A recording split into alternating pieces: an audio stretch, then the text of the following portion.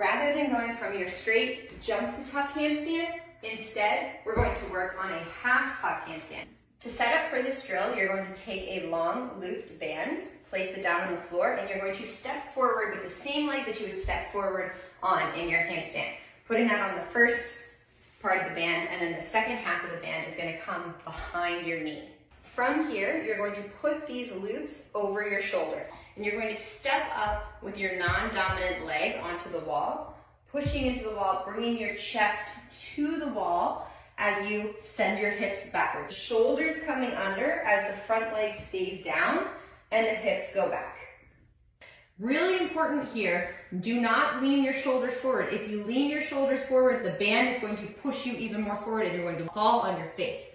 Instead, what you want to do is chase your legs. So pulling those shoulders open, really letting the band do its job by keeping the front leg down and pulling your chest to your leg.